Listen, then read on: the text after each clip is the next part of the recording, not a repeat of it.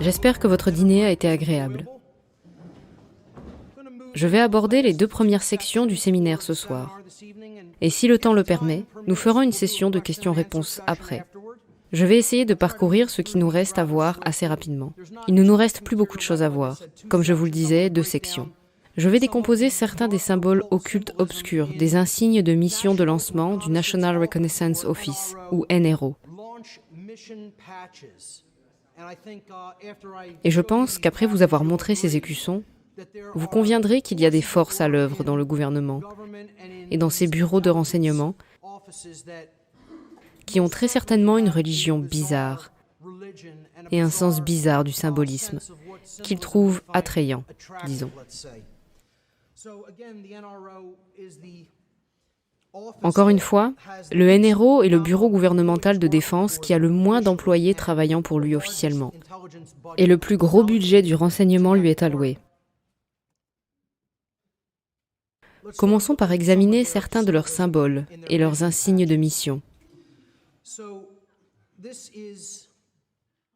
Voici donc l'un de leurs insignes, qui contient essentiellement, bien sûr, l'œil universel. Ce que vous allez voir ici, ce sont des images récurrentes de ces symboles flottants au-dessus de la Terre.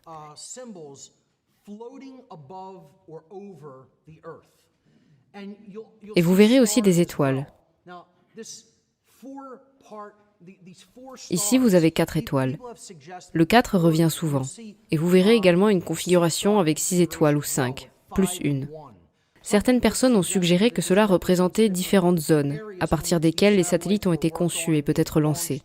Par exemple, il y a une partie dans la zone 51 appelée zone 4, ou S4. Donc, ces 4 étoiles ici pourraient avoir un lien, et je ne dis pas que j'en suis certain. Ou alors vous verrez certains patchs avec 5 étoiles groupées, et puis une en décalage, dont les gens pensent que cela peut signifier zone 51.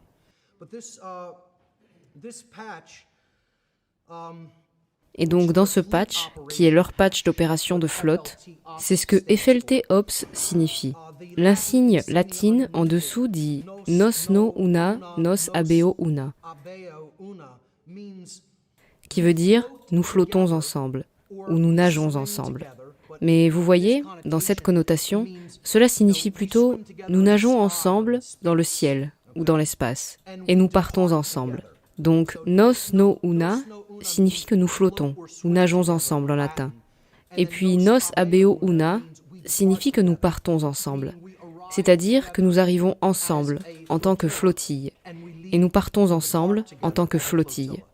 Donc, mon point de vue sur ce sujet, vous vous souvenez peut-être, combien de personnes ont vu ces soi-disant flottes d'OVNI? Nous ne savons pas ce que sont ces choses, mais si vous avez déjà vu les vidéos, elles flottent clairement ensemble. Et quand elles partent ensemble. Vous voyez, je ne dis pas que c'est définitivement ce à quoi cela fait référence, mais cela vous fait penser au genre de technologies très exotiques, si ce n'est d'un autre monde, sur lesquelles ces gens travaillent et utilisent dans nos cieux. Celui-ci est l'un des patchs occultes et sataniques les plus sombres que j'ai jamais vus, d'après le symbolisme et les insignes latins qu'il contient. Et vous voyez encore les 4 étoiles. Vous les verrez encore et encore. Et il est assez probable qu'elles représentent ce fameux S4. Si je devais faire ma meilleure hypothèse, je dirais que c'est ce que ces 4 étoiles représentent, bien que je puisse me tromper à ce sujet. Donc, vous voyez l'œil universel dans la pyramide. Et ensuite, la désignation du patch NRO, la désignation de la mission. Donc, nous avons vu ce que l'œil universel représente. Il représente Dieu, la divinité, la lumière du Créateur. Et bien sûr, la pyramide, la pierre, représente l'obstruction de cette lumière. Donc, ce qui rend cela satanique, c'est le fait que la fusée qui transporte la charge ou le satellite de la mission s'apprête à voler au-dessus de l'œil universel dans sa trajectoire. En soi, l'image seule ne paraît pas si sinistre. Mais ce qui la rend sinistre, c'est le terme latin supra-sumus. Je sais que c'est un peu difficile à voir sur l'écran. J'espère que les gens peuvent le voir. C'est S-U-P-R-A-S-U-M-M-U-S. Supra-sumus. En latin, cela signifie, tenez-vous bien, ce qui est plus élevé que le Très-Haut. Ok. Plus haut que le Très-Haut. En d'autres termes, nous sommes plus haut que Dieu.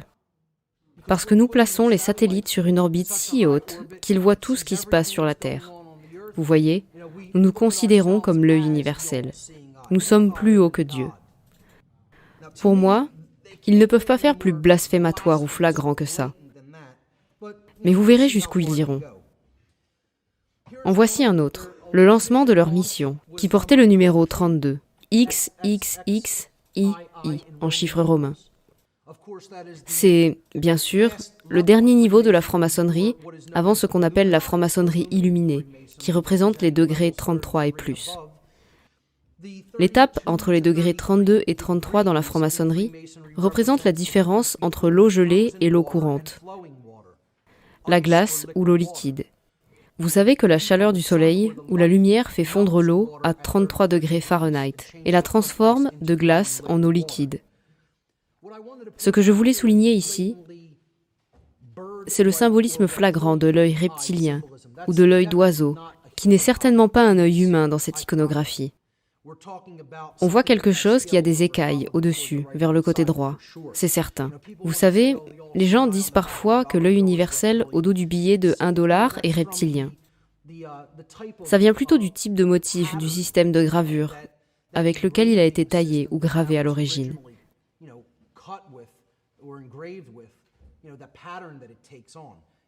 Mais ça représente bien un œil humain, un œil de style humain. Mais ici, ce n'est clairement pas un œil de type humain. Et il a clairement une connotation d'oiseau, ou peut-être de serpent. Et encore une fois, on va suivre des thèmes avec ces insignes, où on va beaucoup voir le symbolisme de l'œil universel dans ces patchs de mission, par exemple. En voici un autre, Annuit Coeptis, où on peut encore une fois voir l'œil universel représenté. Et encore une fois, vous avez le chiffre 4, à l'intérieur du triangle en bas. Le chiffre 4, ou 4 étoiles, revient encore et encore sans cesse dans ces écussons. Et NROL signifie National Reconnaissance Office Launch, numéro 32. Encore une fois, il y a le chiffre 32. On voit le symbolisme du hibou contenu dans un patch du NRO de l'année 2000. Et la phrase « Nous possédons la nuit ». Clairement avec une référence à la capacité de voir dans le noir ou de surveiller dans le noir. Ok, nous allons en passer en revue certains qui ont des connotations sataniques flagrantes, en ce qui concerne le symbolisme luciférien ou le symbolisme satanique flagrant. Voici donc le lancement numéro 49, avec clairement une forme de démon ou d'ange déchu, qu'ils ont appelé ici Betty. Et il obscurcit le soleil avec son aile, tenant une sorte de trident et une clé dans l'autre main, avec ses cheveux en feu, et un serpent qui fait le tour de son corps. Puis vous voyez la terre partiellement occultée par l'ombre, et en dessous, il est écrit « Primoris gravix ex occasus », ce qui signifie en latin « premier et important depuis la chute ». C'est le mieux que je puisse traduire. Premier et grave ou lourd ou important depuis la chute.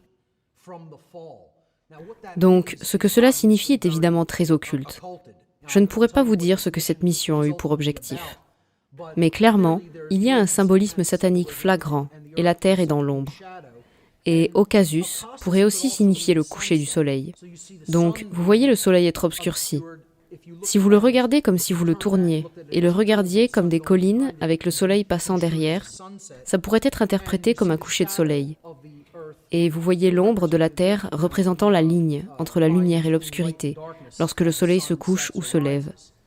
Donc, Occasus pourrait signifier la chute, ce qui résonne clairement avec le symbolisme de l'ange déchu. Mais ça pourrait également signifier le coucher du soleil, ou l'obscurcissement, ou l'occultation de la lumière.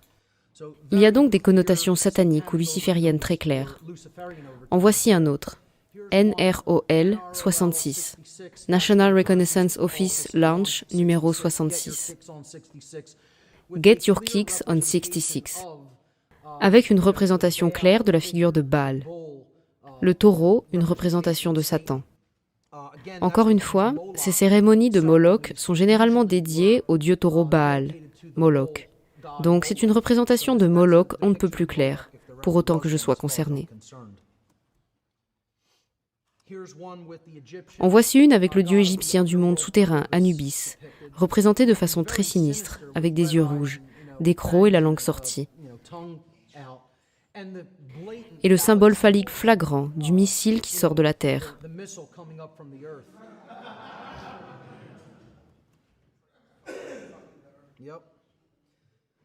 Voici un autre symbole satanique flagrant, Pan, qui est l'acronyme ostensiblement dépeint pour Palladium at Night, le palladium dans la nuit. Pan est une autre figure démoniaque dans certaines mythologies païennes. En voici un autre représentant le phénix. Et ces flammes, vous voyez, clairement, des connotations sataniques ou diaboliques avec la phrase « Melior diabolus quem sies », qui signifie « Mieux vaut le diable que vous connaissez ». En d'autres termes, vous préférez que ce soit nous qui fassions ça, plutôt que le diable que vous ne connaissez pas. Nous avons vos intérêts à l'esprit, vous feriez mieux de nous faire confiance. Mieux vaut le diable que vous connaissez, vous voyez, avec le drapeau américain derrière le phénix. En voici une qui fait clairement référence aux occultistes obscurs, qui ne veulent pas qu'on se mêle de leurs affaires. C'est un avertissement ou une menace flagrante. Et celui-ci est un projet spécial de la NRO. On voit un dragon sortant des nuages et lançant des éclairs. Vous verrez fréquemment cette image de dragon, dont les éclairs sont dirigés vers la terre. Et l'insigne latin dit en haut « Procul este profani », ce qui veut dire « à bas les profanes ». Les profanes ne sont pas les bienvenus ici. En d'autres termes, à bas les profanes.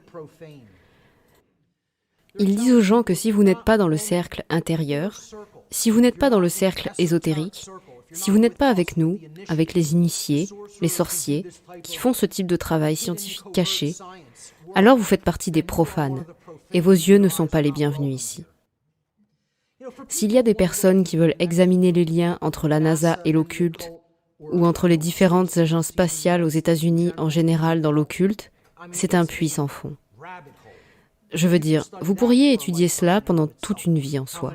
Le nombre de sorciers obscurs qui sont employés dans différentes agences spatiales, et ils vous disent clairement qui ils sont, et vous informent que vous n'êtes pas le bienvenu. En voici d'autres. Cette section est plutôt consacrée au dragon. Le dragon est un symbole de pouvoir, d'autorité, de connaissance cachée surtout. Et dans celle-ci, le dragon tient la planète entière, l'entoure, comme s'il s'agissait de son enfant ou qu'il s'apprêtait à la manger. Mais il est dit « Omnis vestri substructio es servus ab nobis ». Et c'est une phrase latine très cassée. Ce n'est pas vraiment structuré correctement en latin, délibérément. Je vais vous dire ce que cela signifie dans un instant. Je veux juste souligner qu'il y a cette configuration de 5 et 1 étoile dont j'ai parlé, que certaines personnes ont suggéré comme représentant la zone 5-1 ou 51. Encore une fois, le 1er jour de mai est une grande fête occulte et satanique, connue sous le nom de Walpurgisnacht, la nuit de Walpurgis. Walpurgisnacht ou Beltane, qui signifie fournaise ardente. C'est le début ou le milieu de la saison printanière, où des sacrifices, sous forme de sang, étaient traditionnellement offerts au soleil et à la terre, afin d'assurer une croissance printanière abondante, pour qu'il y ait une récolte abondante à la saison de la moisson. Donc, omnis vestris substructio, es servus ab nobis, signifie que toute votre base nous appartient. Certains savent déjà peut-être ce que ça signifie. Il y a une raison pour laquelle c'est écrit dans cette grammaire très impropre. C'est une référence à un mème Internet qui circulait au début des années 2000, je crois. D'où un fabricant de jeux vidéo japonais avait sorti ce jeu vidéo, avec toutes sortes d'erreurs grammaticales en anglais, sans même avoir fait correctement vérifier la grammaire.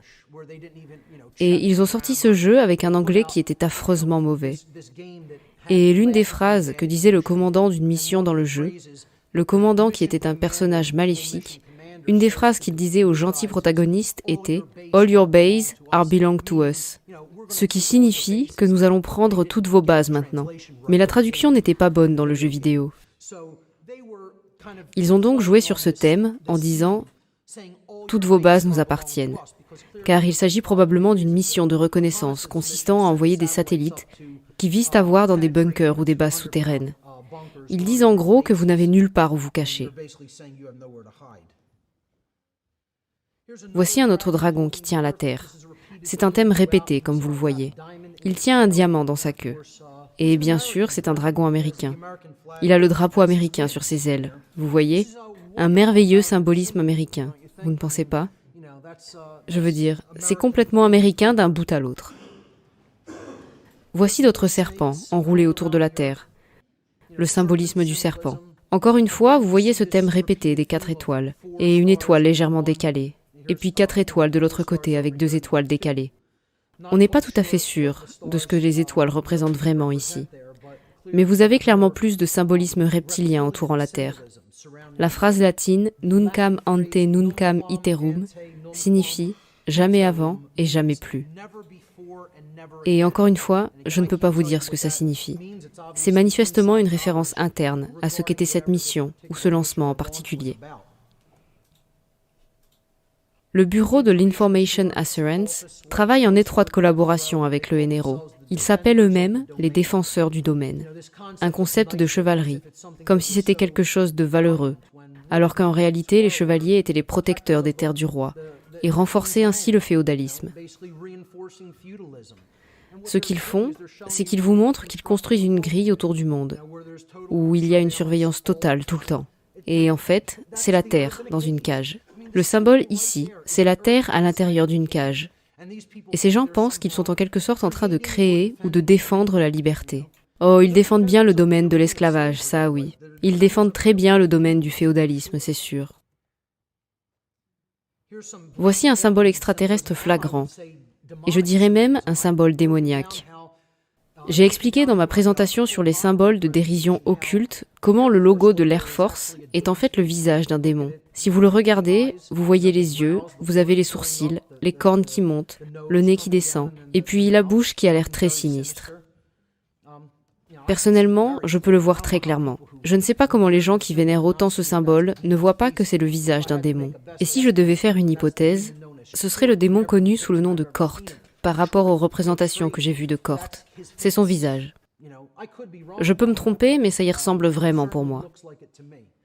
Ensuite, vous avez l'alien gris typique, avec d'énormes yeux noirs en amande.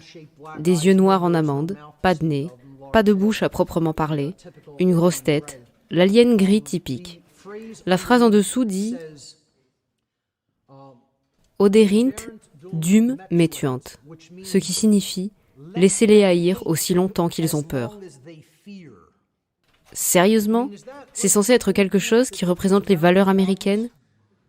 Je crois que c'est une phrase qui a été prononcée pour la première fois par l'empereur romain Caligula, si je ne me trompe pas. Donc c'est une déclaration de Caligula, « Oderint dum metuant », et qui voulait dire qu'ils puissent me haïr tant qu'ils ont peur de moi. C'est comme dire, on a le contrôle, on sait qu'on a le contrôle, vous pouvez haïr autant que vous voulez, tant que vous avez peur. C'est une attitude agressive flagrante, non? C'est en plein dans la face. Et quelle est la référence? Quel est le lien direct avec ces aliens gris? C'est ce que je veux savoir. Je veux dire, pourquoi ce patch d'une mission des États-Unis a un visage d'alien gris? Les gens ne pensent pas qu'il y a quelque chose de bizarre. Ils jouent juste à des jeux où ils s'amusent, vous voyez. Ils mettent des choses auxquelles ils ne croient pas vraiment sur leur patch, c'est tout. Ouais, bien sûr. Voici un autre alien gris, en train de manger un bombardier B2. Je dis manger parce que je sais ce que l'expression en dessous signifie. C'est un test de vol secret, classifié, qui porte le numéro 509. Je ne sais pas ce que sont ces symboles de trident en arrière-plan. Et il y a quelque chose qui ressemble à un symbole masculin sur le bombardier B2, mais il n'y a pas de flèche. Ce n'est pas un symbole féminin. C'est comme un O, avec une petite sorte de protubérance qui en sort.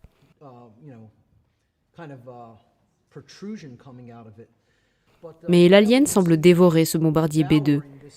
Et gustatus similis pullus signifie « a le goût du poulet ». Donc, je suppose que c'est une référence au goût de l'alien pour le bombardier B2. Ça devient de plus en plus bizarre, les amis. Mais ce sont sûrement des gens parfaitement normaux qui travaillent dans ce bureau clairement, bien sains d'esprit, bien ajustés psychologiquement, avec des bonnes valeurs américaines bien authentiques. Celui-ci est le plus récent, le lancement 39, ou peut-être pas le plus récent, mais c'en est un très récent. Il a été lancé en 2013. Une pieuvre qui dévore la Terre avec ses tentacules, partout autour de la Terre. Et ça dit, rien n'est hors de notre portée. Je ne sais pas jusqu'à quel point on peut être plus flagrant. C'est presque du Cthulhu, dans son ampleur. Ça rappelle les monstres, du style Lovecraftien, vous voyez, ce monstre tenant la Terre dans sa poigne.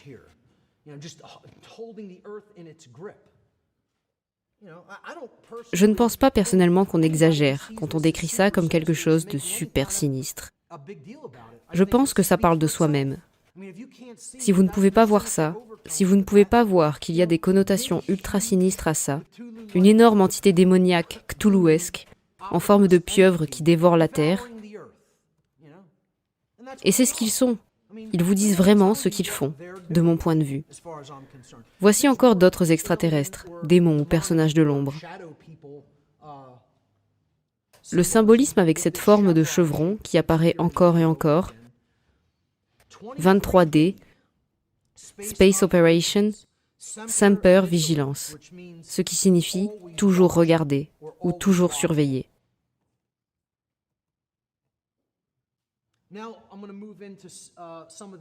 Maintenant, je vais passer à certains de ces pages de mission qui traitent incontestablement d'imagerie occulte, d'imagerie de sorciers. Certaines subdivisions des employés au sein du NRO se réfèrent en fait eux-mêmes à des sorciers, d'après ce que j'ai entendu, par des gens qui ont un peu plus étudié certains aspects des systèmes de contrôle de l'espace.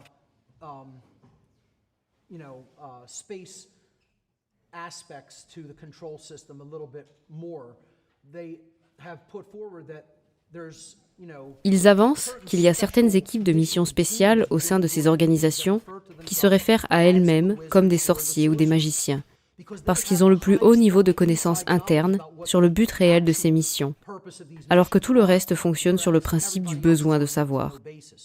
Ils sont donc le cercle intérieur du cercle intérieur, on pourrait dire. Et dans ce cas, c'est l'escadron de tests de vol. Vous voyez comme une épée de sorcier ici. Comme un sorcier qui envoie un éclair vers les montagnes. Il est dans une sorte de vaisseau en forme de chevron. Il tient cette chose en forme de haut, avec la petite protubérance qui en sort. Vous voyez? Je ne peux pas vous dire ce que c'est. Je ne sais pas.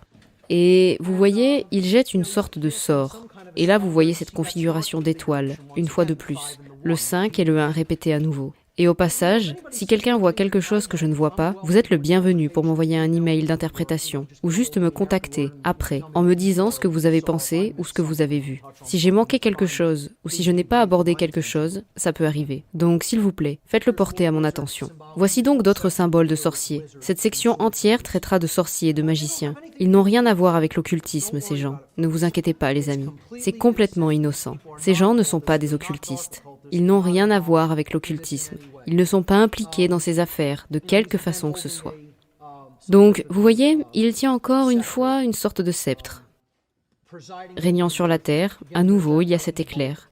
Vous voyez le vaisseau qui envoie une sorte de satellite en orbite, avec une étoile seule au-dessus du chapeau de magicien. Je ne sais pas ce que les lettres CW représentent. Mais la traduction latine de Arcana Imperii est connaissance secrète impériale, ou connaissance secrète de l'Empire.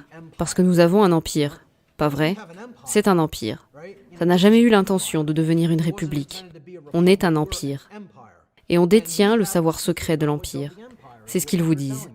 Ce sont des sorciers qui détiennent le savoir secret sur comment toutes ces sciences secrètes fonctionnent vraiment. Voici d'autres symboles de sorciers, des sorciers électriques. Je suppose qu'on peut appeler ça comme ça. Encore et encore, des éclairs pointant vers la Terre. Mon impression, c'est qu'il s'agit entièrement de technologies scalaires et de possibilités de créer des systèmes d'énergie à volonté. Une application pervertie des brevets de Tesla. Des technologies et des sciences de très haut niveau sur lesquelles il travaillait pour le bien de l'humanité.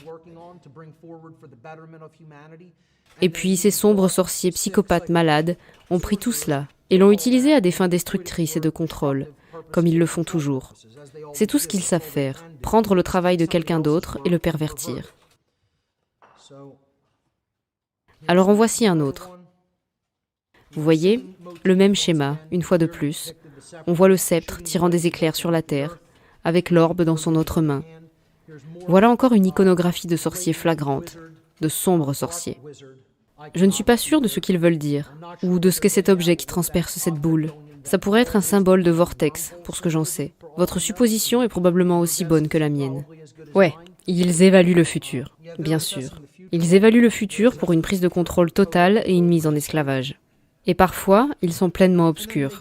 Comme vous voyez, ne posez pas de questions, parce que ce n'est pas vos putains d'oignons. Peut-être que ça a quelque chose à voir avec la Lune. On a le croissant de Lune au-dessus, et puis le point d'interrogation. Et je ne vais même pas vous donner d'indices ou de symbolisme.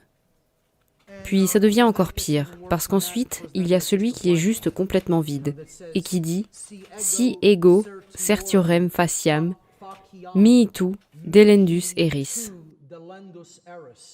Je pense que ma prononciation latine n'est pas trop mauvaise, même si elle n'est peut-être pas parfaite. Mais cela signifie « Si je vous mettrais au courant, vous devriez être détruit par moi, ou je devrais vous tuer. »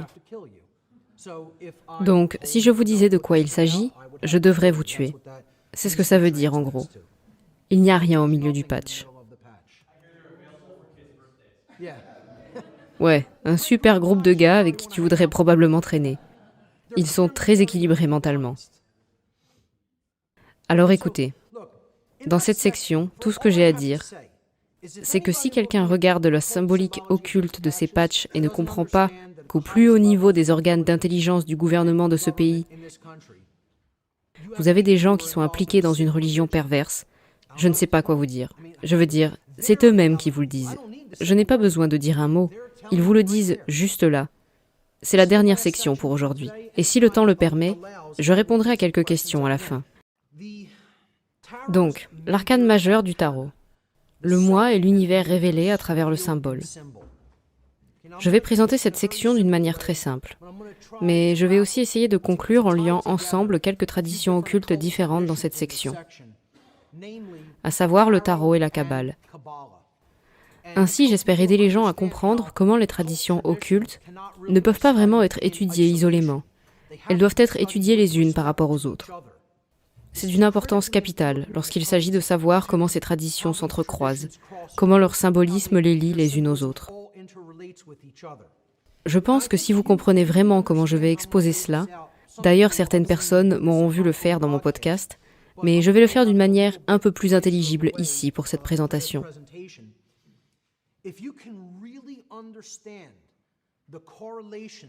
Si vous pouvez vraiment comprendre les corrélations entre les symboles, cette section est si puissante.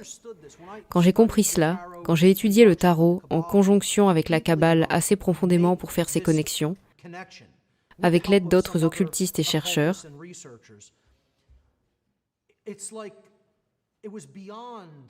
c'est comme si c'était plus qu'une épiphanie. C'était au-delà d'un moment de révélation. C'était comme, vous voyez, c'était au-delà des frissons dans le dos. C'était comme si le sommet de ma tête avait complètement explosé.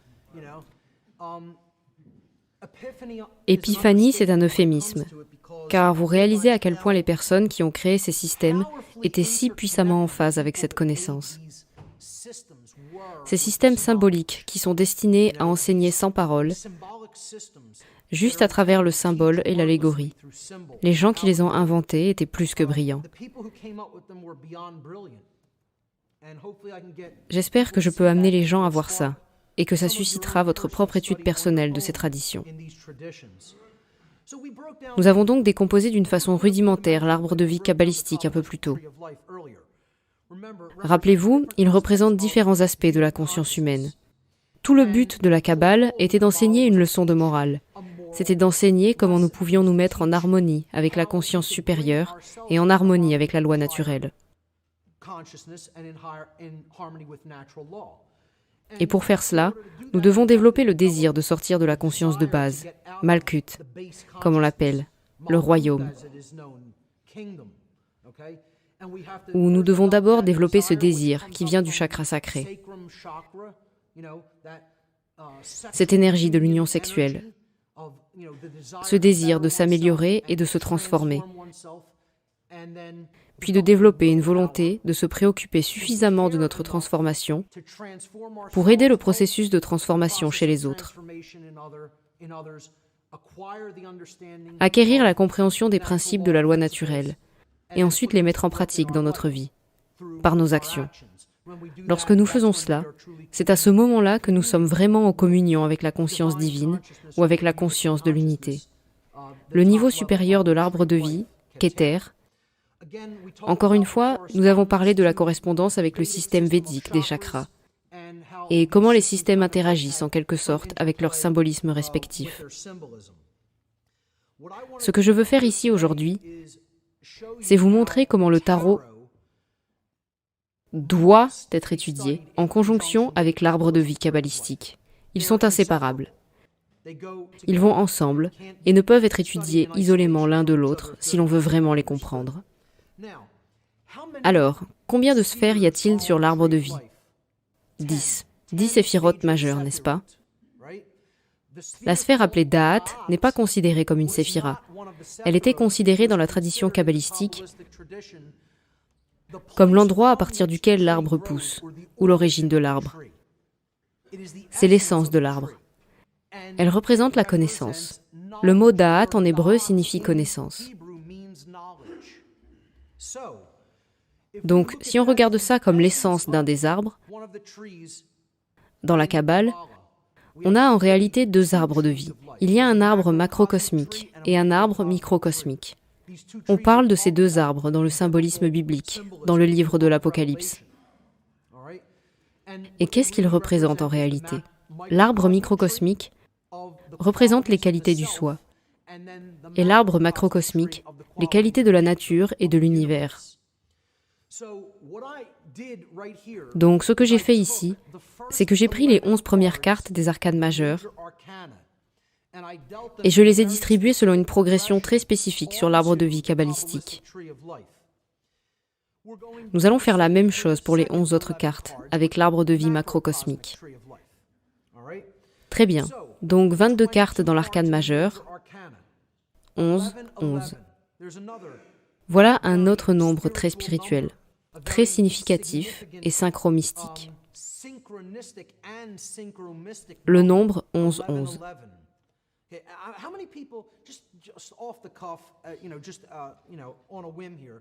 Combien de personnes ont une expérience personnelle ou une synchronicité personnelle avec le nombre 11, 11, à main levée? Ok, c'est peut-être un tiers de la salle. 11, 11 est connu comme l'appel aux travailleurs de lumière. Ce que cela signifie, c'est que si vous voyez ça régulièrement, encore et encore, laissez-moi vous dire quelque chose. Quand j'ai commencé à me réveiller, j'ai vu le 11-11 tellement souvent. C'était devenu tellement obsédant que j'étais fatiguée de le voir. C'était si bizarre. À un moment donné, je me disais juste « Ah bon, encore? Vraiment ?» Non-stop, non-stop. Ce que je pense, c'est que si vous recevez ça, c'est que vous avez déjà atteint un certain niveau de développement et que vous devez aller un peu de l'avant. Et vous avez besoin de communiquer les informations que vous connaissez déjà. Vous faites partie des gens... Je ne veux même pas utiliser le mot choisi ou élu. Ce n'est pas le bon mot. Vous avez une aptitude pour le don de l'enseignement sous une forme ou une autre. Et donc, ce nombre répétitif entre dans votre tête, devant vos yeux, et il vous dit de commencer à faire le travail. Du moins, c'est ce que ça a été pour moi. C'est l'expérience que j'ai eue avec ce nombre. Et il y a un consensus général dans l'analyse de ce phénomène qui circule. L'analyse de cette expérience, si vous préférez, du 11-11. La raison pour laquelle j'en parle est que 11-11 est symboliquement encodé dans cette décomposition que je propose. Nous utilisons 11 cartes. la première moitié de l'arcane majeur dans l'arbre du microcosme, et ensuite les 11 autres cartes dans l'arbre macrocosmique. La façon dont je les ai distribuées est simplement dans l'ordre dont nous avons parlé, celui des sphères, du système de numérotation des séphirotes. En haut, là où vous avez Keter, c'est le numéro 1. Puis vous vous déplacez vers le côté droit, c'est le 2. Puis vers le côté gauche, c'est le 3. Puis vous descendez d'un cran, c'est le 4. Et puis de l'autre côté, c'est le 5. Puis au centre, le Tiferet, la carte verte, là, c'est le 6. Puis vers le niveau jaune, à droite, c'est le 7. Le niveau jaune à gauche, c'est le 8. La carte orange du milieu, elle est représentée par l'ermite, c'est le 9. Et enfin le 10, à la roue de la fortune. Ok? Donc voilà, souvenez-vous de l'éclair kabbalistique, l'arbre frappé du coup de tonnerre. Voilà ce schéma qui va de 1 à 10. Et à la position du Da'at, j'ai mis la carte du Ma. Le fou est donc dans la position du Da'at. Quel est le premier ensemble de connaissances dans l'occulte? C'est la connaissance de soi, la connaissance de la psyché humaine et son fonctionnement. C'est la position du Da'at, la connaissance de soi. C'est la carte du soi, mais correctement comprise. En réalité, ce n'est pas vraiment la carte du fou, c'est la carte de l'âme. C'est même en fait une variante phonétique et écrite du mot anglais pour âme. Et c'est comme ça que c'est devenu le fou. Si vous regardez bien l'histoire de cette carte, ce n'était pas la carte du fou à l'origine, c'était la carte de l'âme. Puis, par le biais de variantes phonétiques et de translittérations parfois inexactes, elle est devenue au fil du temps la carte du fou. Et ça a été repris comme ça dans l'imagerie, vous voyez? Cet être qui marche sur la tête, incarné sans beaucoup de connaissances et sans bagage pour l'accompagner. Faisant un acte de foi en arrivant dans ce monde pour essayer de faire changer les choses. C'est certainement l'affaire d'un fou, n'est-ce pas? Mais il ne faut pas se laisser dissuader de faire ce travail. C'est aussi un acte de foi et un acte de volonté, d'aller dans ce royaume, d'y survivre et de créer un changement. Parce qu'il n'est pas seulement dans un état de naïveté, il est aussi dans un état de confiance, avec une lumière dans son dos. Vous voyez, la lumière protège son dos. Le soleil, c'est la véritable carte solaire, la carte zéro, la non-chose. C'est l'essence pure de l'esprit, ou l'étincelle du divin. Un symbolisme étonnant contenu dans cette seule carte. Je pourrais donner une conférence entière juste sur cette carte. Bref, on la met donc dans la position du Da'at, parce que cet arbre nous présente la connaissance de soi en tant que partie microcosmique de la connaissance globale de l'occulte. On va donc progresser à travers les 10 cartes, mais dans le sens décroissant, à partir de 10 jusqu'à la première. C'est ce qu'on pourrait appeler le voyage du fou. Le voyage du fou depuis l'obscurité et l'ignorance, au bas de l'arbre, dans le Malkut, dans l'identification et la représentation du monde terrestre, jusqu'à la position de la maîtrise de soi, le battleur ou le magicien, au niveau de la couronne, la position de Keter sur l'arbre de vie. Nous voilà donc partis pour le voyage de l'âme, le voyage du soi, le voyage du fou. Voilà où se trouve le fou, sur la position du Da'at. Nous allons donc commencer à Malkut. Descendons à Malkut, le bas de l'arbre de vie, au niveau de la roue de la fortune, carte numéro 10. La roue de la fortune représente la pure identification de la Terre. Elle représente le fait de ne pas vraiment avoir de connaissances. C'est pour ça que vous êtes sur la roue. C'est la roue du karma. Quand nous sommes dans l'ignorance, nous sommes sujets. Nous ne sommes pas dans un état de maîtrise de soi. Nous sommes sujets. Nous sommes gouvernés par les forces. Nous sommes gouvernés par les instincts de base, les passions de base. Donc, le fait de rester à ce niveau d'identification terrestre, d'identification basique et d'instinct basique, où on se nourrit des instincts, nous maintient sur la roue du karma. Nous n'allons pas grandir, apprendre et progresser. Ce qui nous fait sortir de cette identification terrestre, c'est le désir. Et je ne parle pas seulement du désir comme vouloir des choses d'une manière égoïste. Je parle du désir de quelque chose de plus grand, le désir d'une amélioration qu'on ressent en soi, le désir de la connaissance de soi, le désir de se connaître soi-même et ensuite de connaître le domaine dans lequel nous opérons, le monde naturel et ses lois. Donc, lorsque nous prenons cette décision, pour développer ce désir de vérité, de lumière, de connaissance, c'est là que l'ermite intervient. La carte de l'ermite représente le désir de connaissance. Il n'est pas dans un état de connaissance. Ce n'est pas l'être purifié en habit blanc. Il porte une toge grise. Il est humble. Il sait qu'il ne sait pas. Il sait combien il a encore à apprendre. Et il allume la lampe pour partir à la recherche de la connaissance, de la compréhension et de la sagesse. La couleur que j'ai utilisée pour mener toute cette présentation aujourd'hui est censée favoriser l'appétit des gens et aider à susciter en eux le désir d'une plus grande connaissance. Le désir d'une plus grande connaissance de l'occulte, de ce qu'il contient vraiment, et comment cela peut vraiment aider à se transformer. C'est donc ce que nous devons aspirer à devenir en tant qu'espèce.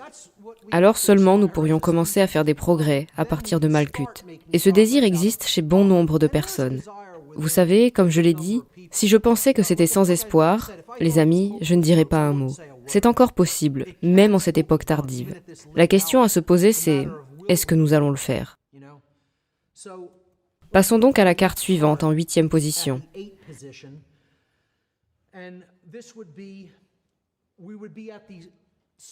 Nous sommes au niveau du chakra du plexus solaire sur l'arbre de vie. Encore une fois, c'est un chakra dualiste. C'est un niveau dualiste de l'arbre de vie. Il y a sur le pilier féminin, qui est représenté sur le côté gauche de l'arbre kabbalistique, les qualités internes du soi, et sur le côté droit, les qualités extériorisées. On peut donc regarder ce pilier, qui va de haut en bas, du côté gauche avec ses 3 cartes, qui est connu comme le pilier de la sévérité.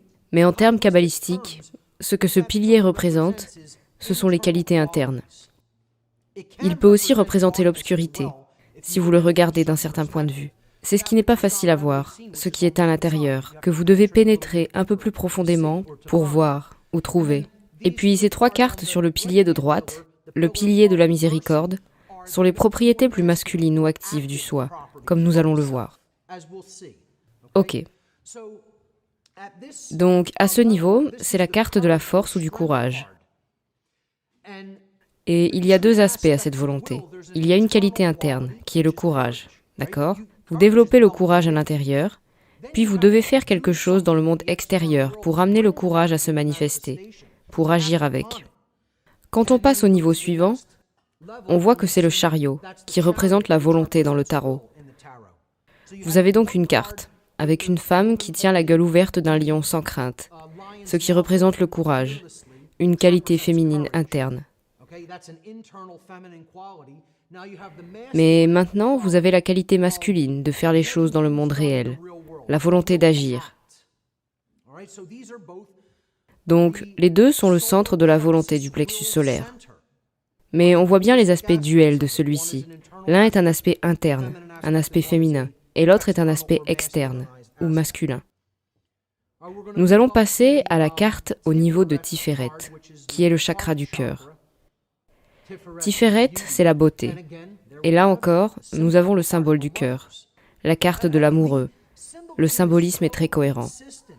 C'est tellement cohérent quand on apprend cette disposition des cartes. Les personnes qui ont développé le jeu de tarot l'ont clairement utilisé en conjonction avec les anciens systèmes hébraïques, avec la Kabbale, et même avec des systèmes plus anciens.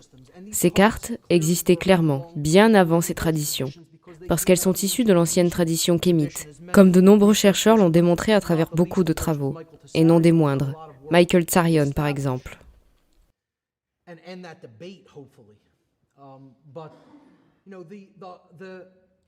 Le principe générateur est dépeint ici, l'union mâle et femelle. Il ne s'agit pas seulement d'union sexuelle. Nous parlons d'unifier les aspects masculins et féminins du soi, de sorte que nous développons un véritable sens de l'attention. Le principe générateur. Et encore une fois, c'est la carte de l'amoureux qui est représentée en plein milieu de l'arbre de vie. Cette position, les différentes positions de Tiferet sur l'arbre, sont connectées à chaque carte sur l'arbre. Chaque carte a une ligne de vue directe sur les cartes du Tiferet, parce que c'est le point central de l'arbre. le principe générateur, le cœur, qui est au centre de tout ce à quoi nous tenons assez pour agir dans notre vie, ou pour le manifester dans notre vie. Et c'est pour cela qu'on l'appelle le principe générateur ou créateur. Passons à un autre niveau. Et nous arrivons à la séphira de la sévérité, dite Geburah. La carte du pape se situe là. Cette carte est donc placée sur le pilier de la sévérité, sur la sphère même de la sévérité, appelée Geburah. Et cette carte représente le travail avec le soi. En fait, se motiver à changer. Et c'est pour ça qu'on l'appelle sévérité. C'est comme les parties de vous-même que vous devez vous efforcer à mettre en forme. Les parties de vous-même avec lesquelles vous ne pouvez pas être gentil. Parce que si vous voulez changer, et ce sont des qualités que vous devriez vouloir changer, ce sont les aspects sombres en nous sur lesquels nous devons travailler. C'est ce que cette carte représente, l'introspection et le travail sur soi. C'est pourquoi il s'agit du pape. Ça représente la religion interne, prendre les rênes de ces aspects sombres du soi. C'est une carte qui représente le contrôle de soi. Vous savez, la religion est un des systèmes de contrôle. Mais la vraie religion peut être une force motivante. Si nous guidons nos actions vers la vérité, si la religion est bien liée à la vérité. Il s'agit donc de contrôle de soi. Il s'agit de maîtriser les aspects du soi qui ont besoin d'être maîtrisés.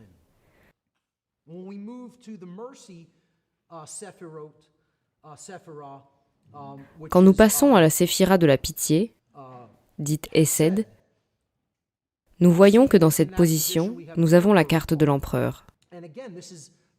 Cela représente l'aspect duel de la religion. Nous avons l'homme d'État, l'empereur. Donc vous avez la religion et vous avez le gouvernement. Cette carte représente la miséricorde. Il s'agit de savoir comment vous allez influencer les gens autour de vous. De l'autre côté, côté gauche, nous sommes sur le chakra du niveau de la gorge. Donc ça concerne la voix, n'est-ce pas? Quel genre de voix? Celle avec laquelle vous travaillez à l'intérieur? Votre voix intérieure? Le dialogue qui se passe à l'intérieur de vous? Qu'est-ce que vous vous dites? Comment vous motivez-vous à travers votre dialogue interne pour changer? C'est ce que représente la carte de la sévérité, le pape. Ici, nous sommes à la carte de la pitié, de la miséricorde. Nous tournons le soi vers l'extérieur. C'est le côté masculin de l'arbre de vie, où l'on se demande comment influencer les autres dans le monde une fois qu'on a atteint un certain niveau de connaissance, de compréhension et d'attention. Comment travailler avec d'autres personnes pour les aider à manifester le changement dans leur propre vie. C'est pourquoi l'empereur est le symbole de l'État, car c'est la chose qui influence, entre guillemets, le contrôle sur les autres. Ce qui ne veut pas dire que vous devez essayer de contrôler tout le monde, mais c'est le symbole de l'influence externe, disons-le ainsi, alors que le hiérophante, ou le pape, est le symbole de l'influence interne sur soi-même. J'espère que c'est clair et que cela a du sens pour les gens. Nous arrivons maintenant au chakra suivant, le chakra du troisième œil, qui représente la véritable intelligence. Nous avons donc encore un aspect féminin et un aspect masculin, respectivement des deux côtés de l'arbre. L'impératrice est au sommet, du côté féminin de l'arbre de vie microcosmique, ou de l'arbre de vie de l'âme. Les aspects personnels de l'arbre de vie. C'est la séphira dite Bina. Bina signifie compréhension. La compréhension est une qualité interne, comme nous en avons parlé. C'est ce qui se passe à l'intérieur de vous, quand vous absorbez la connaissance et que vous la traitez à travers des processus mentaux, pour arriver à un niveau de compréhension interne. C'est donc l'aspect féminin de la compréhension, qui est un processus interne. Et vous pouvez également considérer cela comme une qualité du cerveau droit, ou du féminin sacré. La carte de la papesse représente, bien sûr, la déesse. Dans ce cas précis, la déesse Isis, qui est une figure féminine sur la carte. Cette carte représente le sommet du pilier masculin sur l'arbre de vie, en tant que mise en pratique de cette qualité. La déesse représente la sagesse, et vous la voyez ici entre les deux piliers similaires à la franc-maçonnerie, Boaz et Yakin. Et bien sûr, ce sont des corollaires aux piliers de la sévérité et de la miséricorde de l'arbre kabbalistique également. Donc, encore une fois, la franc-maçonnerie, le tarot, la Kabbale, doivent tous être étudiés, en conjonction les uns avec les autres. Ce ne sont pas des sciences séparées. Ce sont vraiment de nombreux chemins qui mènent à la même destination. Ce sont des façons différentes d'expliquer les correspondances et la connaissance, mais vous arrivez au même résultat final. Donc, la carte de la papesse est en fait la sagesse. Cette carte représente la sagesse. La sagesse n'est pas une qualité interne. La sagesse, comme nous l'avons dit, c'est ce que nous faisons avec ce que nous savons. C'est un processus actif. C'est le fait d'agir sur la base de ce que vous avez compris. Pour en arriver là, si on regarde la trajectoire de l'éclair, à partir du niveau bleu ici, l'éclair va en diagonale de gauche à droite, en passant par la connaissance de soi. C'est la connaissance au milieu, la carte blanche, la carte du fou sur la position du Da'at. Donc vous avez la connaissance, et à l'échelon supérieur, vous avez la compréhension et la sagesse, qui forment le processus du trivium, la connaissance, la compréhension et la sagesse. Da'at, Bina, Okma. La connaissance, la compréhension et la sagesse sont en fait contenus dans le triangle supérieur de l'arbre de vie, avant d'arriver à la couronne, qui est la maîtrise de soi, qui est la souveraineté sous le Créateur, le vrai gouvernement de soi. Ok ? Donc, encore une fois, cette carte de la papesse est cette iconographie du féminin sacré sur la carte, où elle tient dans ses mains la loi, Torah en hébreu, juste entre les deux piliers comme un point d'équilibre. Elle représente la sagesse en fin de compte, qui est une qualité masculine qui induit l'action. Ce que nous faisons avec ce que nous savons, quand nous mettons en pratique ce que nous savons, la connaissance que nous avons apprise en nous-mêmes, que nous arrivons à comprendre, et qu'à partir de ce moment-là, nous pouvons faire preuve de sagesse dans nos vies et dans le monde. C'est à ce moment-là que nous nous dirigeons vers le plus haut niveau de conscience, de maîtrise de soi, de souveraineté, de véritable respect de soi, de véritable amour de soi, en étant activement impliqué dans le monde, comme le mage ou le battleur ici. Le magicien, ou battleur, est celui qui se tient entre les royaumes, qui se tient entre les mondes. Il a la tête dans le cosmos, mais les pieds sur terre. Il est un point d'ancrage. Il est un pont. Il relie la lumière du Créateur vers le monde. C'est pourquoi il a le sceptre du pouvoir connecté au royaume supérieur, mais il pointe l'autre main vers la terre. Il a maîtrisé toutes les forces de la nature. Le bâton, l'épée, la coupe et les pentacles. La terre, l'air, l'eau et le feu. Les 4 éléments à nouveau. Donc cette carte représente la maîtrise de soi. En étant partie de l'ignorance totale et de l'identification terrestre basée sur Malkuth, puis en passant par toutes ces autres caractéristiques du soi dans ce voyage personnel sur l'arbre microcosmique, jusqu'au niveau le plus élevé dit Keter, ou le chakra de la couronne, qui représente la maîtrise totale de soi. L'allégorie est parfaite.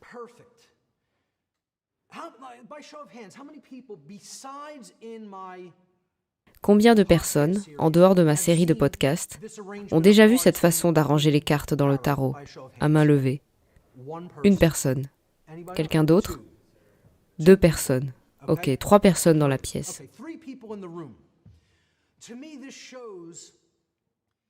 Pour moi, cela montre, et je ne cherche en aucun cas à être rude, mais cela montre que les gens n'ont pas une connaissance approfondie de la façon dont ces systèmes sont liés entre eux et comment ils s'assemblent. Et je suis sûre que les gens qui ne sont pas du tout familiers avec l'occulte et qui ne sont pas du tout familiers avec mon travail n'ont jamais entendu parler d'un quelconque aspect de tout cela ou n'ont jamais vu de telles interprétations de ces cartes. Encore une fois, je ne vous dis pas que ce sont les seules interprétations qui peuvent être données, mais regardez comme le symbolisme se rapporte bien au concept de l'arbre de vie et aux sphères qu'il contient. C'est une allégorie parfaite en ce qui me concerne. Et vraiment, très peu de gens étudient le tarot de cette façon. Ils ne le combinent pas avec la tradition kabbalistique, et ils ne voient pas les puissants aspects transformateurs que ce symbolisme peut avoir dans la pratique de la vie. Il faut vraiment comprendre profondément et amplement ce symbolisme.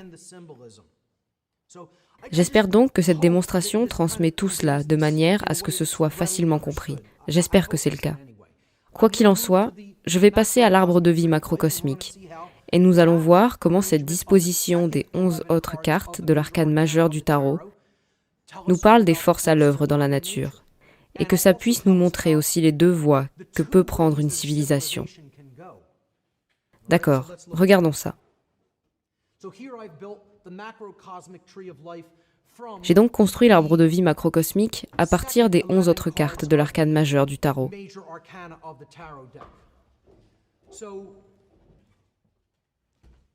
Donc je commence par la carte numéro 11, qui est la carte de la justice, la carte la plus importante de tout le jeu de tarot, en ce qui me concerne, la carte numéro 11. Nous allons voir pourquoi. Puis je me déplace de la même façon, selon le schéma de l'éclair dans tout l'arbre, jusqu'à la carte numéro 20. Donc en fait, tout ce qu'on a fait ici, c'est ajouter 10. On a commencé par la première carte et on est passé à 10. Maintenant, chaque carte suit sa numérotation à partir de 10. Vous aurez donc 11, 12, 13, 14, 15, 16, 17, 18, 19 et 20. La carte numéro 21 est la dernière carte du tarot, puisque ça commence à 0 et ça va jusqu'à la carte 21. Ce n'est pas de 1 à 22, c'est de 0 à 21, ce qui est un nombre très sacré. Il représente le triple 7. C'est le nombre qui représente l'homme entrant en union avec le divin, entrant dans une conscience divine. Ce n'est pas être Dieu ou devenir Dieu, mais entrer dans un niveau de conscience qui incarne le divin et incarne l'essence spirituelle ou la nature spirituelle, tout en étant encore dans la chair, tout en étant encore incarné dans le domaine physique. Donc, dans la position du Da'at, quel peut être le deuxième grand domaine de connaissance dans l'occulte? Le domaine des lois macrocosmiques, les lois qui régissent l'univers, à la fois dans le domaine visible, donc les lois physiques, les sciences physiques, et dans le domaine de l'invisible, donc les lois spirituelles, ou en d'autres termes, la loi naturelle. Donc dans la position du Da'at, nous avons maintenant la carte du monde, appelée également dans certains jeux de cartes l'univers. Nous avions la carte de l'âme, en position de Da'at sur l'arbre microcosmique. Et maintenant, nous avons l'univers, ou le monde, dans la position du Da'at. La position de la connaissance dans l'arbre macrocosmique, parfaitement cohérent. J'espère que les gens comprennent bien. Je ne cherche pas à établir de mauvaises correspondances ou à faire des raccourcis. C'est tellement cohérent quand vous le présentez de cette façon. C'est facilement visible. Ce n'est pas quelque chose que je cherche à obtenir en faisant un grand écart. Ça doit être facilement visible par quiconque sait faire des correspondances simples.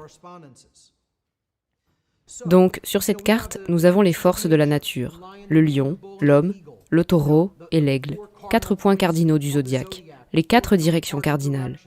Vous avez les auteurs de l'Évangile, qui ont été représentés comme les forces de la nature, la terre, l'air, l'eau et le feu. Vous pouvez continuer encore et encore avec ces représentations. Encore une fois, vous avez ce symbole de pureté et d'innocence au milieu de l'image, tenant les 2 sceptres, très similaire à la façon dont nous sommes passés d'un état d'ignorance vers un état de connaissance de soi. Il y avait cette carte de pureté et d'innocence au milieu sur la position du Da'at, représentée par la carte du fou, dans l'arbre microcosmique. Et il y a dans cette position la carte du monde, sur l'arbre macrocosmique, qui n'est pas sur l'une des positions des séphirotes, mais à la position Da'at, ou celle de la connaissance. Commençons donc le voyage de la compréhension des forces de la nature, les forces qui travaillent dans la nature. Donc, dans la position du Malkuth, la position du royaume, le niveau le plus bas de la conscience identifiée, vous avez la carte appelée le jugement, représentée par l'ange de la révélation, soufflant dans la trompette. Un appel au réveil. C'est un appel claironnant au réveil. Nous sommes appelés à sortir de notre sommeil. Nous sommes appelés à sortir de la terre et de l'identification terrestre de base, de l'identification de l'ego vers un niveau plus élevé de compréhension. Certaines personnes répondront à cet appel, d'autres non. Certains seront ressuscités, d'autres resteront morts. Donc s'ils ressuscitent effectivement par leur désir de lumière, leur désir de connaissance, leur désir de vérité, alors ils sortiront de ces tombes. Sinon, ils resteront dans le royaume du jugement, Malkuth. Souvenez-vous, vous pouvez être l'ermite et sortir de ce royaume représenté par la roue de la fortune, le hasard apparent, la vie en damier de l'homme, le sol en damier dans la franc-maçonnerie. Vous pourriez remonter dans l'arbre microcosmique jusqu'à l'ermite, grâce à ce désir, le désir personnel de connaissance. Ou vous pouvez rester dans le Malkuth, qui représente, comme vous avez vu, la roue de la fortune. Eh bien, c'est la même chose à l'échelle macrocosmique.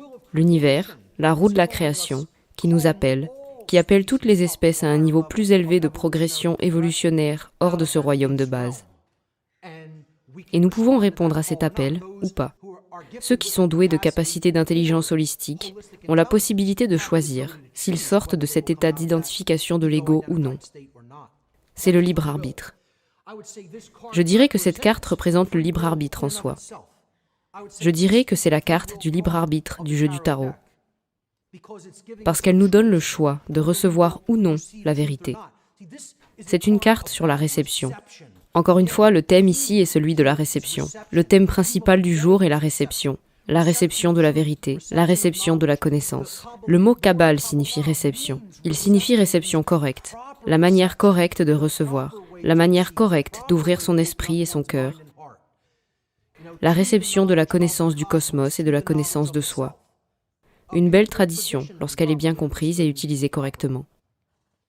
Je considère cette carte comme la carte du libre arbitre dans le jeu. Elle dit que vous avez le libre arbitre de vous transformer ou de rester dans l'ignorance.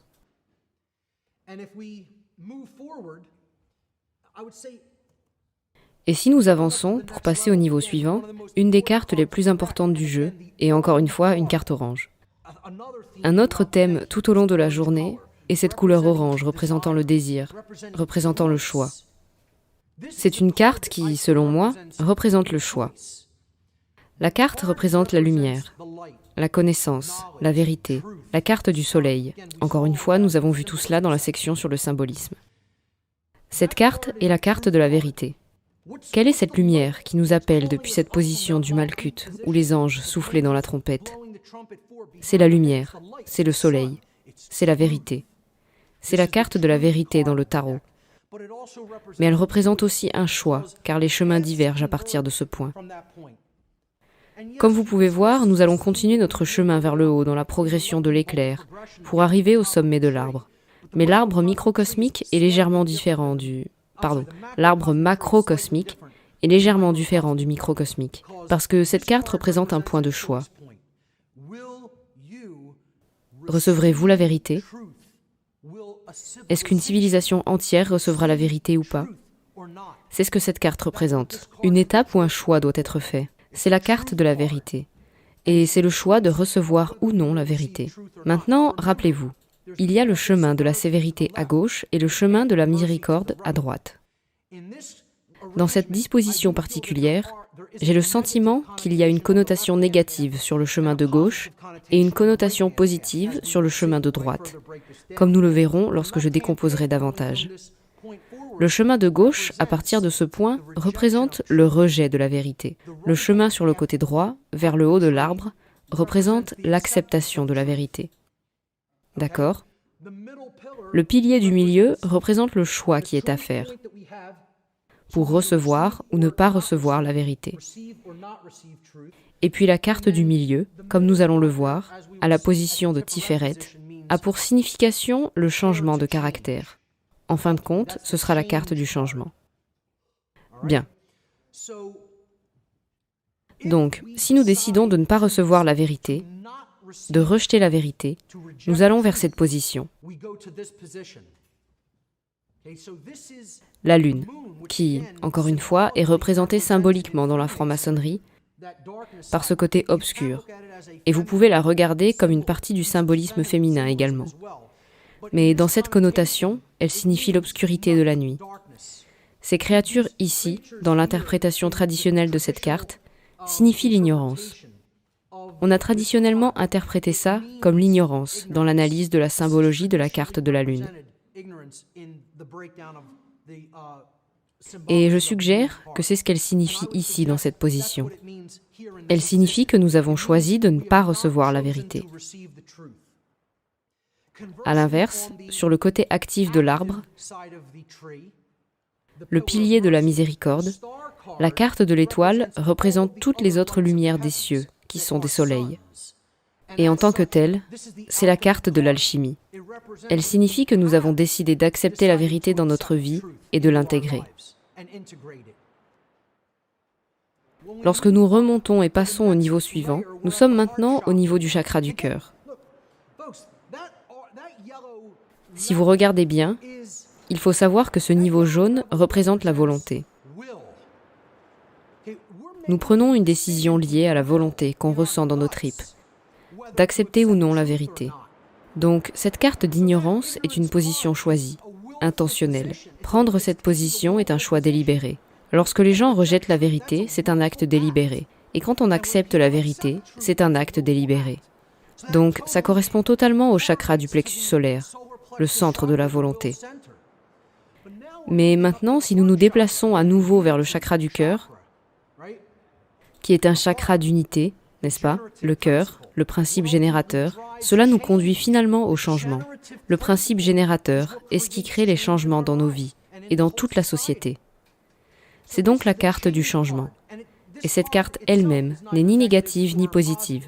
Elle représente simplement le changement. Souvent un changement soudain, parce qu'une fois que la vérité est acceptée ou rejetée, un changement soudain s'ensuit. Aussi, je pense qu'il y a un moment de choix important que cela représente symboliquement, vraiment. Je pense que le 11 septembre a été l'un des moments les plus déterminants de notre époque. Et le rejet de cette vérité a, je pense, mis l'humanité entière sur le chemin de gauche. Nous nous devons d'avoir suffisamment de sollicitude pour amener l'humanité à ce moment de choix d'acceptation de la vérité. Et peut-être que nous pourrons passer de l'autre côté, jusqu'au milieu et au sommet, au bout du compte. Et ce symbolisme du 11 septembre est en fait très évident sur cette représentation. La tour frappée par le tonnerre, le changement soudain qui peut être bon ou mauvais.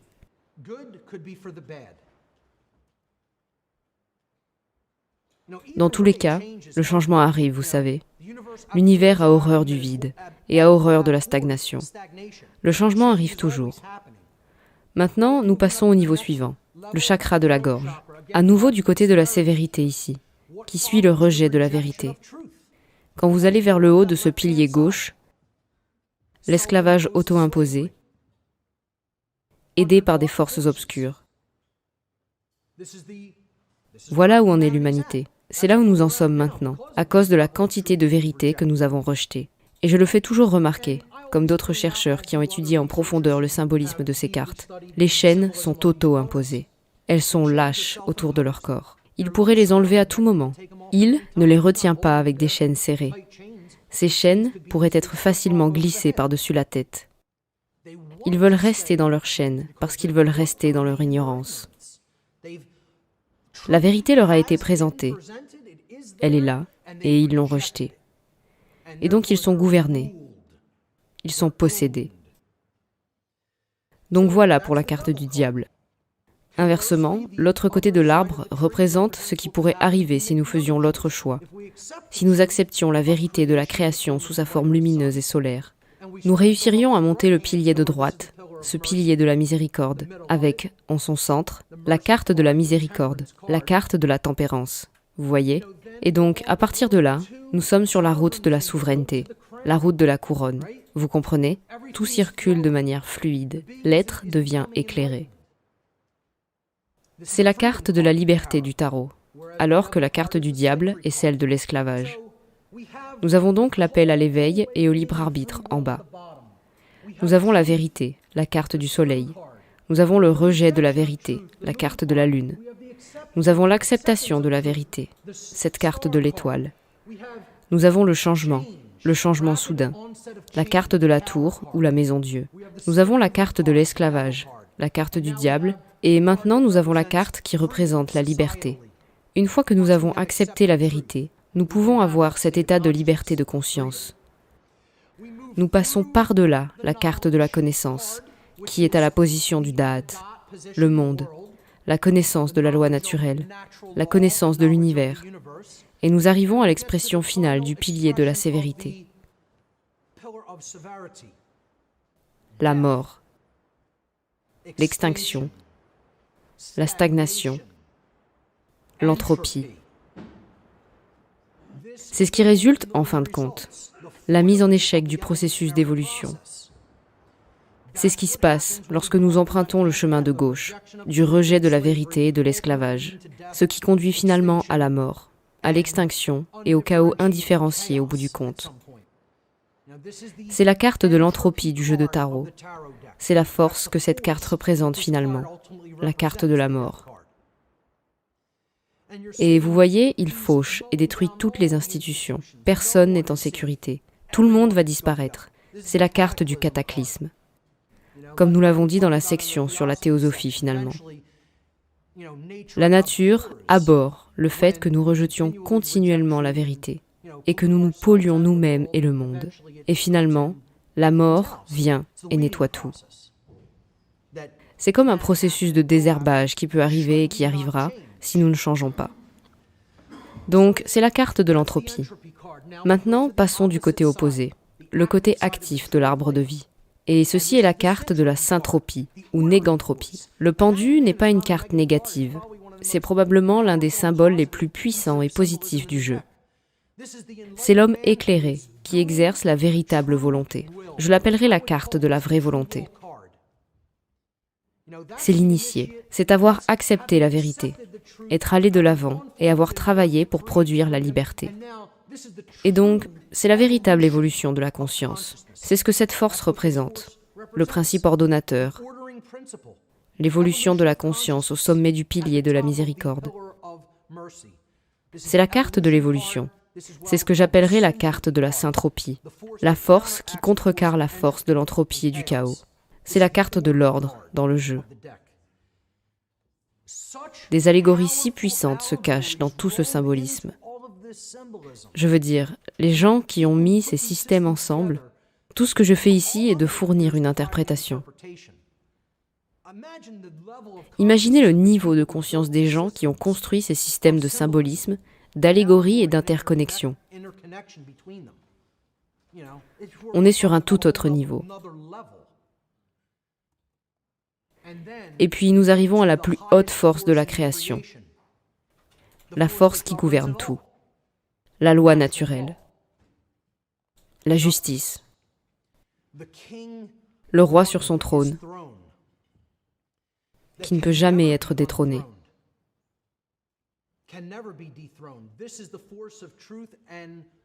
C'est la force de la vérité et de la volonté et de la liberté et de l'amour et de l'évolution et de la loi dans la nature. C'est la carte de la volonté de Dieu, on pourrait l'appeler ainsi. C'est la carte qui représente tout ce que le Créateur englobe. Encore une fois, dans mon séminaire sur la loi naturelle, je présente cette carte comme la carte du jeu de tarot qui représente la loi naturelle elle-même, car c'est ce qu'elle est. C'est ce que les occultistes obscurs veulent détrôner et usurper. Ils veulent être Dieu, ils veulent être la loi. Finalement, c'est la partie la plus importante de tout le jeu de tarot, car c'est la carte de la loi elle-même.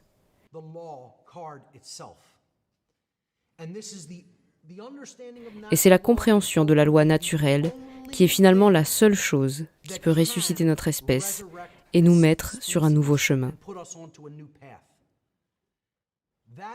C'est ce que les occultistes obscurs ne veulent pas que nous comprenions.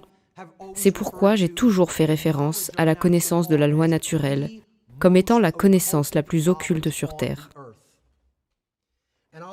Et je terminerai cette présentation de la même manière que je l'ai terminée l'année dernière dans le Connecticut, en disant que la loi est reine et qu'elle ne pourra jamais être détrônée de la place qu'elle occupe sur la couronne au plus haut niveau de la création.